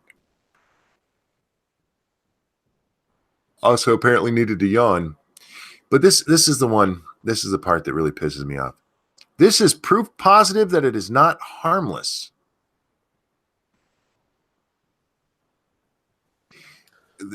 No. Telling jokes caused what happened over there. Remember, last night we heard that my jokes about Islam caused this. These assholes honestly believe comedy is a problem. Oh yeah. Well, that's the way you censor people, is because comedy points things out, and they don't want to be called out on their nonsense. So anything they find objectionable, you have to find objectionable too. And by joking about it, you're mocking them, and they can't have that. That's why Hitler killed so many comedians. Well, you don't do that. I don't know. It's temporarily useful for them to say that. You know, they don't fucking believe it. How do you know? Because any of the criticisms or jokes you've laid out of Christianity are responsible for every fucking church bombing that you've ever heard of. You personally have blood on your hands. Oh, well, no, that's different. See what I mean? It's of temporary usefulness. This is just somebody wanting to broadcast shit out there for internet pee-pee touches in the form of likes and retweets. It's pathetic. It's sad. And they're not going to stop because, God damn it, they're going to get the internet pee-pee touches. Well, here's the thing. I agree with you in part. But I also remember seeing this, and I've said this before. This is how PC culture really took hold. Back in the late 80s, there was a real strong push that if you made a racist joke, that meant you were racist. And it's an attempt to control speech. Because you're right, Polly. They don't do it for everything. Because black comedian, and Satsu pointed this out tonight. Black comedians can still make jokes about white people. White people can still make jokes about white people. Anybody can make jokes about white people. Of course. It's temporary useful. Don't make jokes about the people we say you can't make jokes about.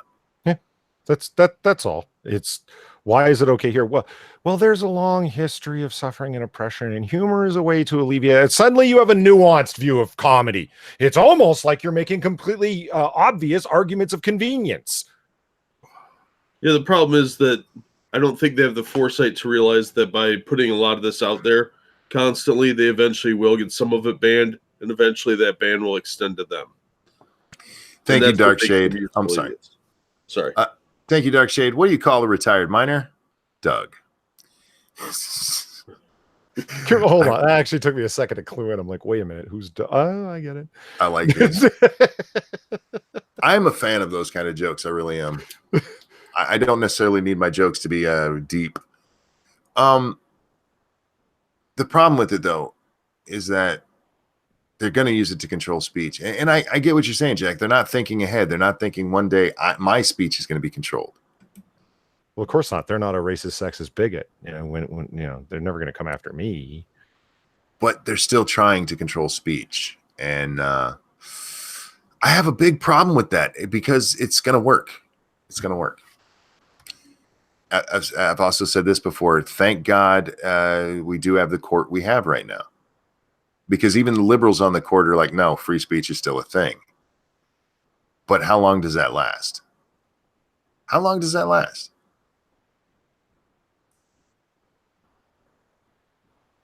It depresses me. That this is what we're okay. I'm gonna fucking rant. This is what we're talking about when we say, look, you people don't understand how nice you have it in the fucking U.S. In the U.S., you can tell the president to go fuck himself. You can give a cop the fucking finger. But wait, we need to control some speech because somebody dropped an N-bomb somewhere and then that might have hurt somebody's feelings. Do you have any fucking idea what would happen to you if you were overseas? If you were in the UK and you made the jokes I made on fucking Twitter, I could go to fucking prison for that. Yep. And you got these fucking assholes out there. We need to control Contra. We told you that the okay sign was a bad thing. Shut the fuck up. You fucking little pussy ass bitch. If words hurt you that much, if an okay sign, which by the way is part of sign language, you stupid shit. If they offend you that much, go over to the UK, go live there, and make sure you be very careful about what you say, because you're going to end up in prison if you don't, you stupid shit. You have no appreciation for the fucking freedoms you have. All you do is sit around trying to take away other people's freedom because, oh my God, they said something I don't like. They didn't do anything. They didn't hurt anybody. I'll personally start the fund to buy ContraPoints a ticket to the Middle East. Yeah, no shit. Go over there and dress like you do, you silly shit. See what happens. I hope you can fly. Yeah. Well, I learned today that sign language is white supremacist language. It is. It absolutely is. Why? Because some jokesters on fucking 4chan made a joke and these assholes took it seriously. They're the only ones taking it seriously. But he posted on 4chan. Oh, fuck off. Or was Not it you? Yeah. Sorry. No. I had assumed. free speech is very important to me. And you know what, Trump came out with his we're going to push the world to get their gay laws in order. You know, stop killing gays. It's not cool. And I agree with him. I really do. But I've said this for a long time. I do not understand why the US is not pushing free speech everywhere. That's how you get change. That's how you have a society that's worth living in, is having the ability to fucking speak. Once they start limiting what you can say, that's when they start limiting what you can do. And I don't understand why these fuckers don't understand that. Because they always think they're going to stay in charge. Oh. And that's the problem, I think, is we're seeing an erosion of free speech around the world right now. Yes, we are. Censorship laws. You're seeing it real bad in Europe, in the EU. So it's going to get worse before people start realizing it, and by then it's probably going to be too late for them. But they're still cheering it on. It's because people are easily led sometimes, and most people are not very well educated, even in today's society. Sorry. Monk in chat says you can already be fined in New York for misgendering. They had that law. They also have one in California. In California, it's specific to if you're working in an old folks home. Those are going to have to be challenged up to the Supreme Court, and the Supreme Court will tell them to go fuck themselves. But until somebody has a reason to challenge that, they're going to stay on the books. Monkey, who thinks when you can just react? Well, yeah, you're not wrong there too. And not just react, overreact. This idiot makes a fucking okay sign, like we told you white supremacy was out there, and that these weren't just jokes. It was he fucking trolled you from the courtroom. Yeah. Well, I mean, we're talking about ContraPoints, who's in the middle of a big promotional push and getting a lot of help with their promotional push from, different magazines and different garbage tier sites. And of course, ContraPoints felt the need to weigh in on this, and look at the amount of internet PP touches that resulted in it. Look at the retweets and likes. Of course, she had to come in and say, I was the center, that she made herself the center of this thing. Yeah, you know what I mean? It's not like we and I were fighting so hard, and now do you see that we were right? So come to me in the future and remember to like my Patreon. Well, for the record, ContraPoints has almost 17,000 likes on that stupid shit, and the first response that comes up to that says it's time for them to be culled from society for all the mess they've caused. Every single one of them. Oh, that's not a horrifying concept. Right. This asshole killed some people, so we're going to kill a whole bunch of you. Thank you, Darkshade. The guy who stole my diary just died. My thoughts are with his family. Fuck. And how do you get a farm girl to like you? A tractor. Nice. Well, fuck. The issue really does come down to how far are you willing to go to stand up for your freedoms, because there's not much of a pushback right now because people are afraid of being unpersoned. You're starting to see people lose their banking privileges. Yeah. They get deplatformed. They can make you an unperson by kicking you off the internet. Look at Alex Jones, the guy from the Proud Boys, etc.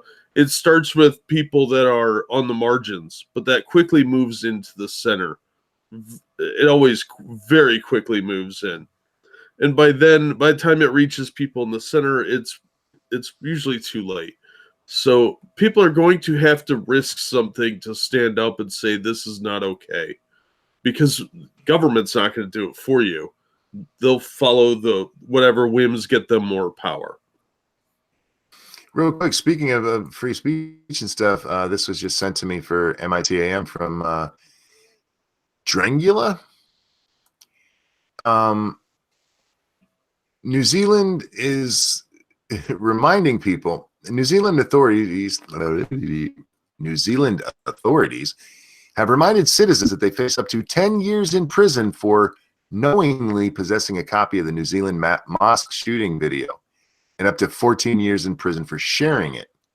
Corporations such as Webhost face an additional 200,000 Australian dollar fine under the same law. Wow. And that's just for owning a video. Yep. Ah, Jesus Christ. What a world, man. What a world. Now, I do want to say, I still love this world, and I still think it's worth fighting for. That's why people are like, why do you do this? Because it's worth fighting for. It is. And some ideas are better than others. Look, you might get offended at stuff that some people say, but that's not a reason to stop them from saying it. You know what you do? You stop fucking listening. Go somewhere else. If they're saying something politically that's going to affect your life and you don't like it, then you make an argument back. You don't shut them up.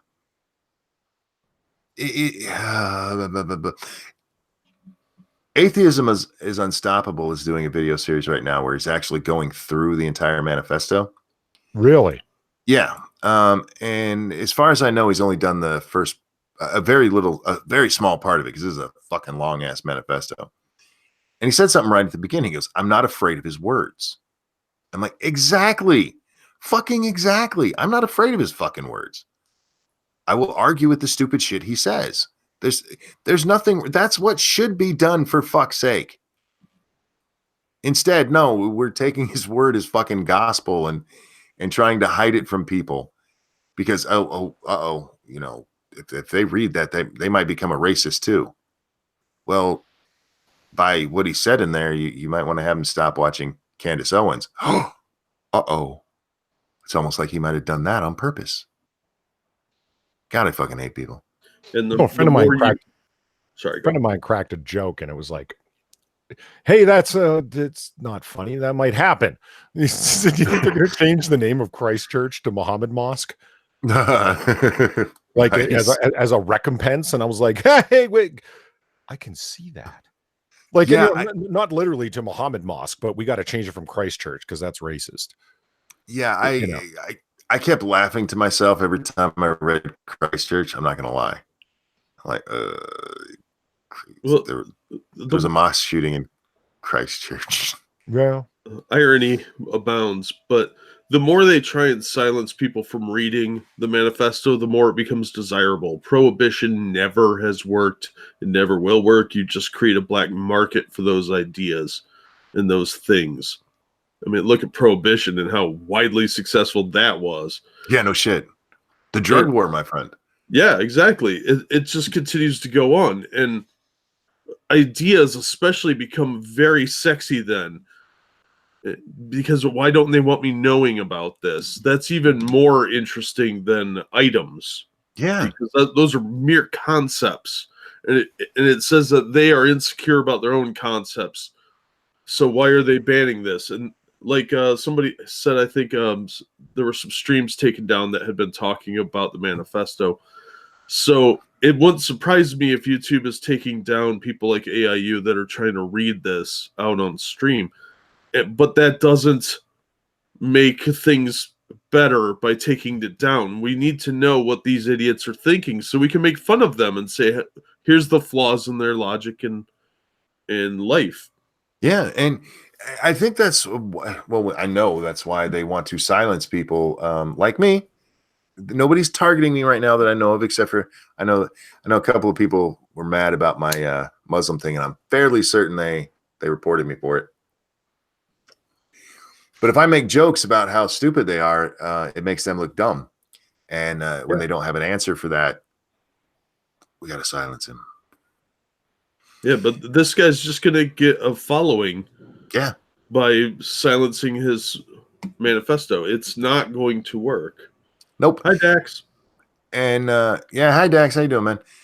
We've already seen that. If you are watching Twitter, there's tons of people asking, hey, do you know where I can read the manifesto? Which, by the way, I support. Go read it. Don't watch the video. Don't watch people get murdered, but go read the manifesto. It's dumb as fuck. It is contradictory and it's fucking stupid. Dax says, "Set fire to my store. Save me. I am not going to commit a felony for you. I love you, but I'm not committing felonies." He wanted to be taken alive. Yes, he did. He absolutely did. He said that in the manifesto. My neighbors are doing the Borderlands hillbilly couple thing again. Oh, sorry, Cynic. We were playing tonight, and there's this hillbilly couple that just start yelling at each other. And Cynic goes, "Why do they sound like my neighbors?" I'm like, "Ooh, sorry. Sorry, that's what's happening with you." Just saying, if you do see the vid, it could have been much worse. Look, I'm sure it could have been. Those bombs he planted could have gone off and killed people. Yeah. Compared to other mass shooters, he actually had a pretty high body count for the number of shots he took. So he was trained, but yeah, it could always be. I just have no desire to see people die. I don't look at pictures when like photographers go get their Pulitzer Prize at taking pictures of like dead kids. I don't look at that shit. I don't want to see dead people. He wants more time to smear the right. That's his job. I don't think he wants to smear the right. I honestly don't know what his goal is. It's hard to tell. The only thing I can tell that he says it in there is he wants to cause chaos, and on that front, he has done very, very well. It's undeniable how well he did that. He's got the entire Western world talking about it. Anyhow. Yep. So, gentlemen, where have you talked? Have you thought about anything fun today? Yeah. I saw a girl with a really nice ass today. She was wearing those like jogging shorts, like the yoga pants tight ones. You know what I mean? I do. I like those. Yeah, they're like bicycle shorts or something, and she was jogging down the street. And I call them camel toe pants. Yeah, I almost ran into the guy ahead of me because I was looking at that two beautiful glowing orbs bouncing in front of me. I saw a beautiful ass today. It's on my wife. I didn't get to see it naked or anything though. No, I've argued with women because they tell me that when they're wearing those pants that you can't see their camel toe. I'm like, sweetie, come on. You got to feel it. Come on. It's got to be rubbing your clit as tight as those things are. Every time you slide sideways, I can see everything. They get mad too. Like, you cannot. Like, look, you're the one showing me. It's not my fault. I'm gonna look. I like the vag. Hell yeah. That's where my eyes naturally go when I see a woman. Sorry, ladies. Unless you turn around the other way, then I'm looking at your ass. But yeah, when I see a beautiful woman, the first thing I do is glance down at their badge. And then if I can't see it, if they're not wearing pants that have a nice camel toe on it, I will look up at their breasts. On a funnier note, Ranting Monkey, I'm liking the game I won today. Thanks again. Oh, I'm glad Kyler was the winner of our South Park game today. So enjoy it. It's a lot of fun. Congratulations, Kyler. Camel toe pants. My culture is not your goddamn workout attire. Sorry, hate camel. That's it's what it is. It's the camel toe. Sometimes you get the moose knuckle. Don't look at that one. Ugh. You ever see them big women wearing sweatpants pulled just a little too tight? Yeah, I've been to Walmart. Yeah, it's like, ooh, put that away. You're gonna hurt some children. You're gonna turn little kids gay. Stop it. St. Pookie says the South Park game is good. Both of them are. Stick of Truth was amazing, with some really sick humor in it. I mean, even sick for South Park. And Fractured But Whole. I talked about this on Lords of the Night. I love that game as much as I like playing it. I love the name because Trey Parker told the story about how he wanted butthole in the name of the game, but they wouldn't let him put it there. So he spent like 3 hours trying to figure out how he could get butthole in the name of his game. That is dedication. That is dedication to humor, and I enjoy it, and good for them. Just as long as the pants don't stick. What are we talking about? The camel toe? If they wash it, I mean, it'll come off. Just spray it down. Hose them down. If that shit's sticking, hose them down, and then you can still play with it. I got both. Started playing Stick of Truth again. The Fractured But Whole was good setup. You have those backwards. Stick of Truth is the setup. Nope. Thank you. I do like that I don't know this asshat's name. Granted, I don't watch TV anymore, but usually the shooter's name is all over Twitter. Yeah. It seems to be society-wide. Everybody decided not to use shooters' names anymore. There are places where you can find it. I've seen it, but I don't care what his name is. Fuck him. To me, he's a non-entity. Fuck him. I hope horrible shit happens to him. Like really bad shit. Like he accidentally slices off his own arm. That would be funny to me. The hell is that? That is nice. That's Stacy, but it's not a good picture of Stacy, but she's holding a nice rifle. Damn. I'll share that picture. Uh-oh, her feet are in it. No, not her feet. Not her feet. I can't unsee those feet. At least she's wearing shoes. Yeah. She should have. See, my wife. I'm not a foot person. I don't have like foot fetishes or anything. But that's weird. My wife has cute little feet. They're the tiniest little things, and I can rub all of her foot with just putting both my hands on it. I can do the whole foot at one time. She got tiny little feet. It's not the best pick, but I thought you'd like it. I did, and thank you so much for sharing that. Wow. Let's take a look at the hashy tag. I don't even know what time I started tonight. That's not the hashy tag. Guys, if there's a story you want me to ignore, send it over to hashtag MITAM, and I will do my best to read them eventually. Let's see, what do we have here? Black edit. Oh, yeah. We read that tonight. We can take a quick look at this. This is from Ryan.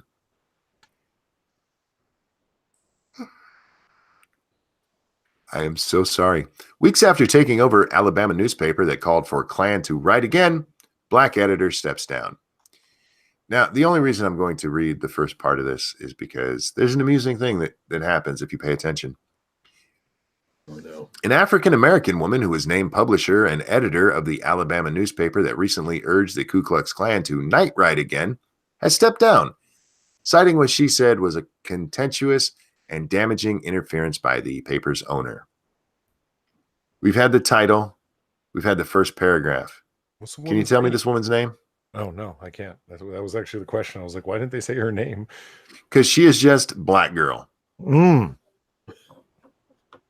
Black girl, Black woman, African-American woman, but not, her name is Alicia R. Dexter.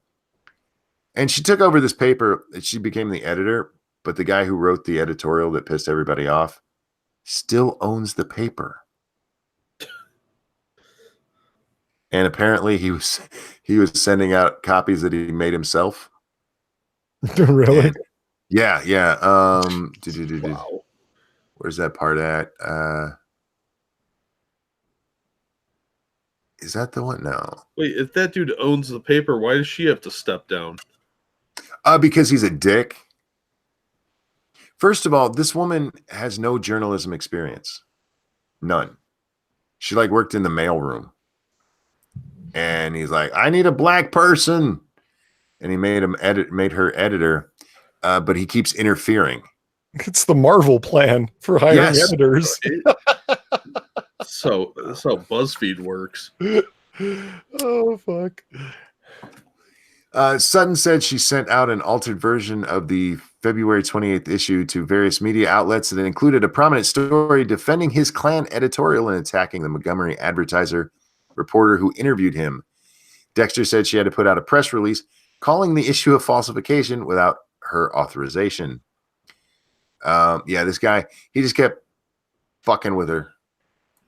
And that's what happens when you hire somebody that you, one, don't really want in the position, and two, has no real power. Yeah. Well, it sounds like she tried. She did try. Yeah, it's not bad on her. Yeah. I hope But- she sues for wrongful termination. Well, she quit. Oh, she quit? Yeah. I could see that. That would probably get old really fast. Real. Oh yeah. How long before he sends out something racist in her name? Yeah. I mean, fuck that guy. But she was only put in charge because she's black. And even the news media, all the black girl. How degrading. She has a name, you shitbag. You know it. You put it in the second paragraph. You could have even started it with her name and then said an African American who was hired instead of just starting with an African woman. Oh, my God. And she's a nice name, Alicia. That's a nice name. Yeah, I have a cousin named Alicia. I like that name. Is she hot? I like that name. No, it's okay because she's on my dad's side, and I'm not technically related to them, so I can judge their hotness. Yeah, she's pretty hot. Nice.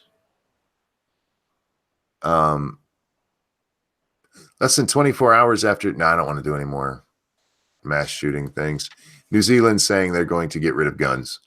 Of course. Or they're going to change their gun laws. Yeah, that's old news and massive dynamics with the tweet here. It's like Prime Minister is going to seek to discuss live streaming with Facebook. Yeah, great. You know, we can talk about that for just a second. I saw so many people. Why didn't they stop this? Thousands, hundreds of thousands. I don't know. A bunch of people, let's put it that way, stream to Facebook all the time. There's no way they can possibly watch everything and stop it as soon as it happens. If you see it, report it. That's how you get it pulled down. And yes, I know that makes you have to do something, but if you're worried about it, contact them so it will get taken down. It'd be. I think people fail to realize exactly how much information is uploaded on a regular basis. Yeah. I mean, It's you're not talking. easy. Go ahead. It's not easy to track that. Beto O'Rourke's male privilege problem. A flood of complaints from women about his retrograde campaign.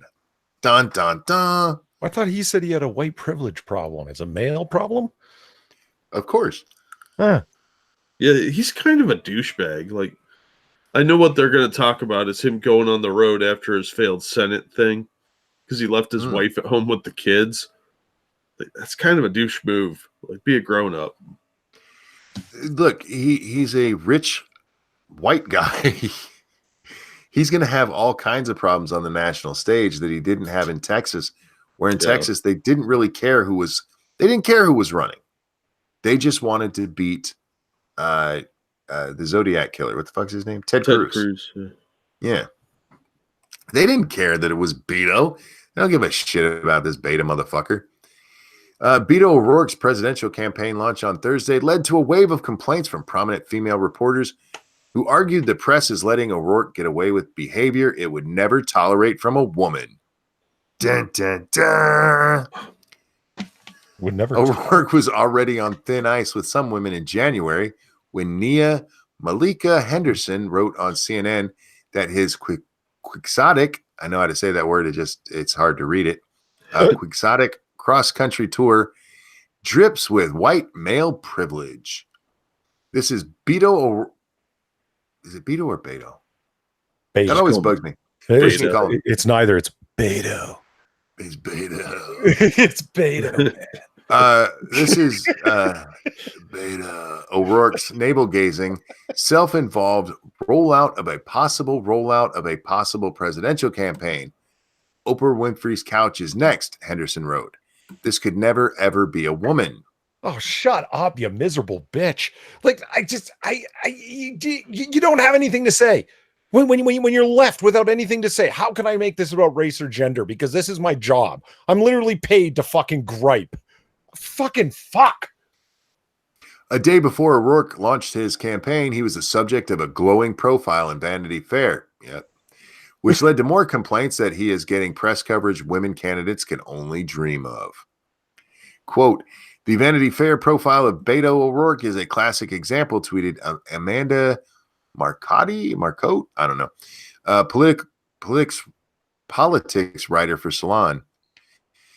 The writer, quote, the writer drops references to Joseph Campbell, Star Wars, Lord of the Rings, etc. The implication is clear. Beto is the chosen one, here to save us from the Trumpian doom.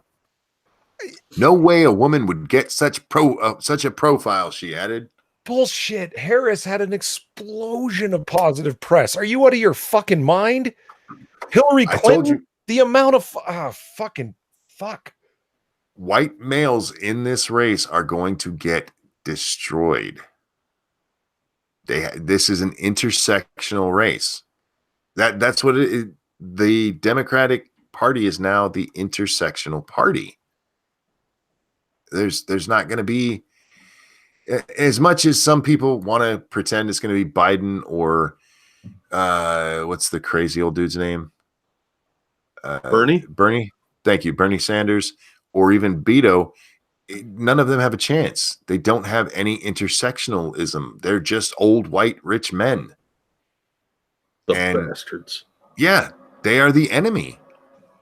I love how the communist is an old rich man. I know, right? Oh shit. Yeah, it's amazing. I mean, it's easy to be a communist when you have a shit ton of money. That you got from your life working in the public sector. Yeah.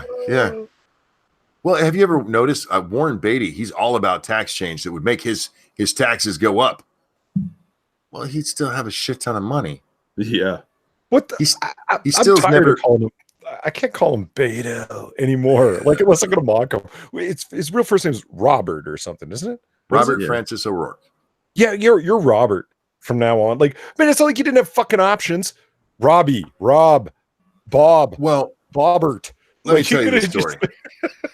His grandfather was named Robert. Okay. So in order to differentiate them, they picked a Spanish nickname and named him Beto. I really think they called him Beta, and he misunderstood it. Yeah, I think he. Yeah, this is Beto O'Rourke. Yeah, fuck that guy. Like I mean, it's a nickname. Like, okay, he's William Jefferson Clinton, and he ran under Bill. Okay, cool. It's still his fucking name. Like Beto. You fucking guy. I mean, seriously, I'm sure there's lots of people that have nicknames. I mean, Hillary Clinton didn't run under fucking Dragon Lady Witch. I mean, I'm sure that's what people call her. Oh my God. Jesus Christ. You just made me lose my whole train of thought. Sorry. Well played, sir. Well played indeed. Look, he doesn't have a chance. They're going to throw a whole bunch of money at him. He's going to pay himself really well throughout the campaign. Then when he loses, he's going to go work for like CNN or something. No, oh yeah. That's his home of the future for sure. The MSNBC contributor. Yeah, absolutely. This guy who was in Congress for 6 years and then lost. We're going to talk to him now about what he thinks is going to work in America. Oh, people who have failed more than that have wonderful six-figure careers at fucking CNN. Van Jones, my perfect favorite example. The guy went to fucking Yale Law School, didn't even ever fucking pass the bar, never fucking clerked any fucking where. He's never held a case, never litigated nothing, never even fucking written up anything related to his lawyerly skills, but he went to law school. Then he went, the guy, he also lived in a fucking communist commune, literally. Yes. Lived in a communist commune for years, and then turned into a big fucking green energy guy, got a job as the head of the Green Energy Advisory Committee at the White House, which had a whopping 3 people in it, and then got his dumbass fired for shooting his mouth off about a bunch of stupid shit after a whopping 18 months at the White House. Now he's on CNN and has his own fucking show at this point and comments on race relations in America and the state of American politics. Every time his name shows up, Van Jones, former Obama administration official for green energy. So as soon as we start talking about solar panels, I'll tell you what, we'll ask you for your fucking opinion. Up until then, what's your fucking qualification? You're black and have some thoughts? Because he comments on race relations and speaks on behalf of the entire African American population. Why? How the fuck do you have this credibility? Well, hang on. Thank you so much, Frosted Glass. My name is Stanley, but I go by Rodrigo Guadalupe. That's Stanley's easier to say. But he sounds more intersectional as Rodrigo Guadalupe. It does. His time at the White House as part of the Green Panel, if you look at at how successful Obama's green energy plan was, it tells you all you need to know about Van Jones. How much money they threw at failing fucking companies that still fucking failed and didn't get anything put up. Oh, God. Yeah. Fucking this world. Polydub seems very upset by this. Well, everybody should. This guy's he's got no reason for anyone to listen to him. Van Jones is a race hustling fraud, in my opinion. Yeah, and he makes a shit ton of money doing it because he also has a regular column somewhere. Oh yeah. Oh, is it the New York Times or the Post? He is smothered in awards too. He got the award for journalism trailblazing. What the fuck? He's not even a journalist, but he's on CNN. That counts. Well, right. Nobody on CNN is. Ramen Lou says this world is great. I agree, but it also has some serious problems. AOC would have made a killing under Obama. No. We were not ready for that yet. We had to have Bernie first. Bernie had to pave the way. Was it a participation award? I mean, he can sit down and have conversations with Jay-Z. You had the failed green energy communist fake lawyer, race hustling bullshit, half-assed writer sit down with Jay-Z and talk about race relations in America. Wow. Reno says, what about the Yang Gang? It's nonsense. It's silly. It's just some silliness. Free money for everyone. Free money for everyone. Did you see the Kellyanne Conway, Chris Cuomo back and forth the other night? I did not. Guess what happened? They sniped at each other and then it ended. Yeah, I know. It's shocking, right? But in watching it, like the clip, because a bunch of people say you got to watch because it's hilarious. I just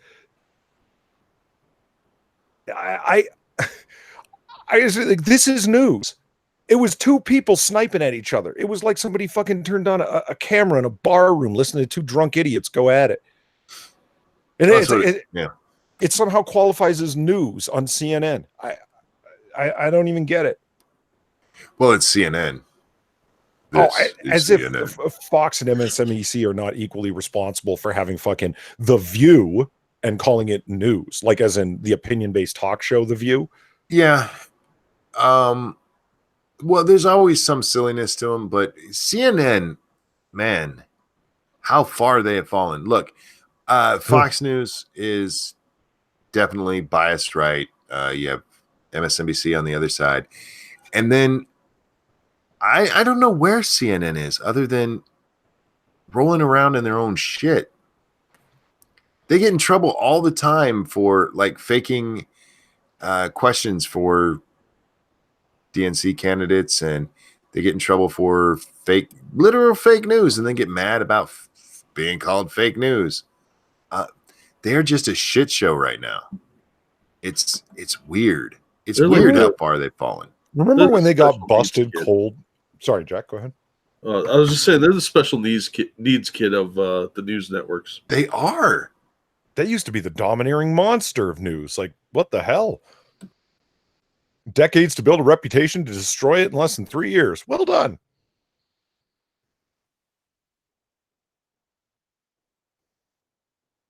Sorry about the dead air there, guys. I was blowing my nose.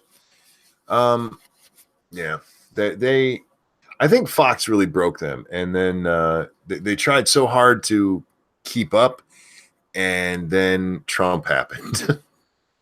And they didn't know how to react to that. Chris Cuomo and Don Lemon going back and forth in between their two shows. Yeah. It's like, handing it over to Chris Cuomo or over to Don Lemon, whatever direction it was. I watched that clip. They talked back and forth for about 8 minutes straight just on how awful Tucker Carlson was, because it was Tucker and these clips from the Shock Jock show. Oh yeah, had played out. You've never heard the word truth so much in your life when two morons are talking to each other, because we tell the truth here every night, and you never hear the truth from him. And yeah, sometimes we make mistakes here at CNN, but when it's night after night of a behavior of not telling the truth, like we tell the truth, like, Don, who are you telling? Go argue with him. He'll have you on his show.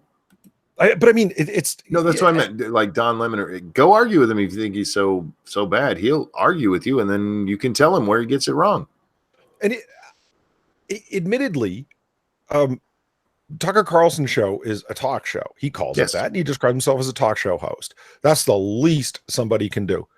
Don Lemon is like, no, he's a stand-up, by-the-book journalist. All he does is tell the truth, even though my show is like 98% opinion that's peppered by some current stories that are being reported off of New York Times and places where they actually employ journalists. Mm-hmm. Did CNN ever find that Malaysian plane? No. No, Don doesn't know how to get to the inside of a black hole, so that's what won him the award for worst journalist of the year, was reporting on. Did it disappear into a black hole? Oh, so funny. He actually said that. He goes, it sounds crazy, but is it? Those were his exact words. And he goes, he had the little model airplane talking about black holes. I mean, if you are getting onto the same topics as Coast to Coast AM, you probably need to stop with your so-called journalism degree. Yeah, when Alex Jones go, well, that's fucking crazy. You might want to back up. I want to back up just a little bit. Wait, I thought a black homosexual would know all about black holes. No, he likes white holes, man. Don Lemon has a white boyfriend, husband. I'm not sure. I don't know if they're married or not. Does he? I don't know. Yeah, his significant other is white. So when he came out with his all white people suck thing, yeah. Well, when America has a white man terrorism problem, yeah. Yeah. Fucking white people. White people. I hate white people. Who doesn't? They can't dance.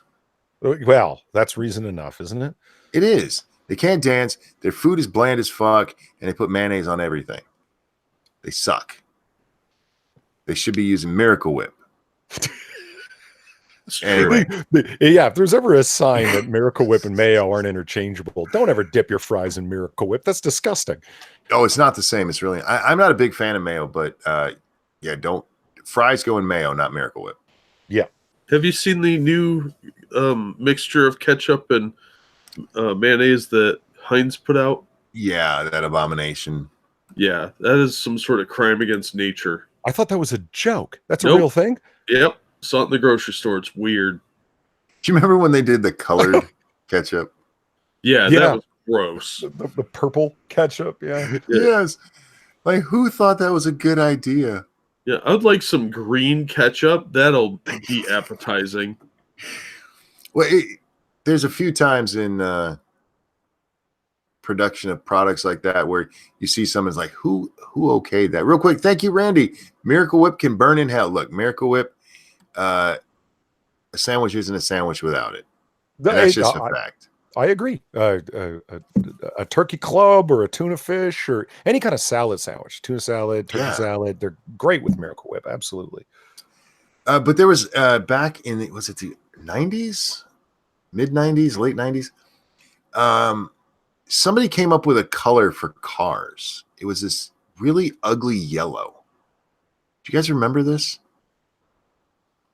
Everywhere around here, all of the fucking car places just were stuck with all these ugly fucking yellow cars. Oh, like that sunshine yellow? No, it was more of a. It wasn't quite baby shit yellow. It was It was like they brightened up baby shit yellow just a little bit. I'm like, who the fuck? Ugly Ford yellow. That might be the one I'm thinking of, Vortex. It was fucking ugly, and you look at it and you just think, who approve this? Who said, you know what? Americans are going to love to drive around in this shit box. Thank you, Shiogarath. There's a donation with no message. I appreciate it. And there is Yoda. Mods are asleep. Post smooth Yoda. Yoda. Ugh, that's such a creepy image of Yoda. Smooth and shiny Yoda. Yeah, that's creepy. It really is. If it doesn't make you laugh, come on. That's No. hilarious. Oh, that thing's gonna give me nightmares. That's the type of thing that if you saw it in your living room, you'd either move out and leave all your shit behind or shoot it.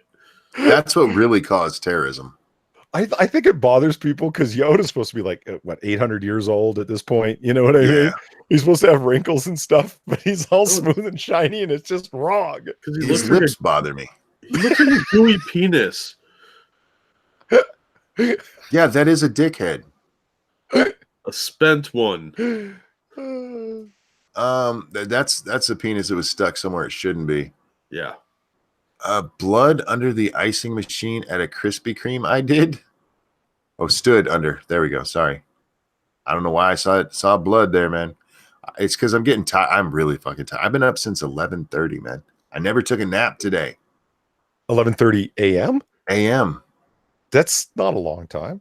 It's almost 24 hours, Polly. It's that's normal time for going to sleep. My body's like going, it's sleep time. Johnny Hellcat, thank you so much. Botox Yoda scares me. Get Dax on. Dax has the link, guys. Is he still at work? I don't know.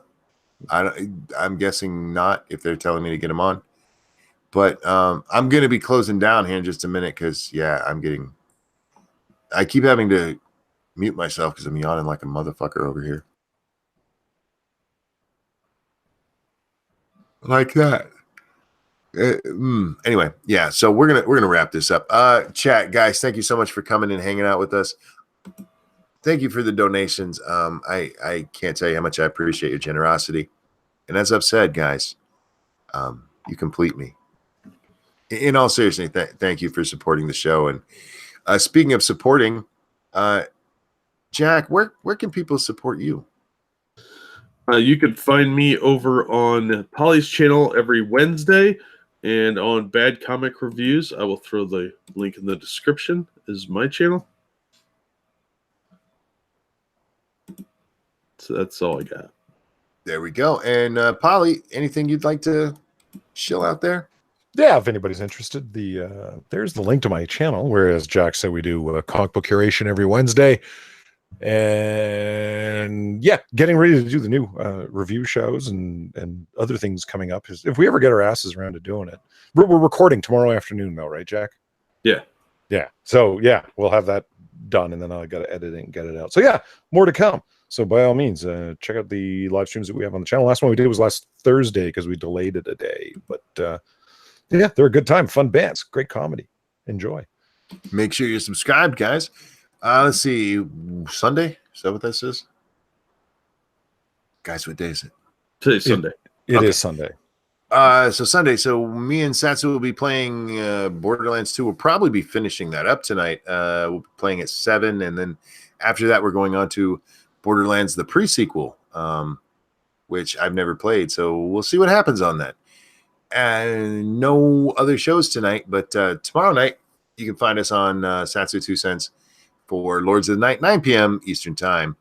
I want to thank you guys for watching. I want to thank Jack and Polly for hanging out with me. Everyone, have a great night. We'll see you next time. Have a good night, everybody. Don't be black-pilled like me.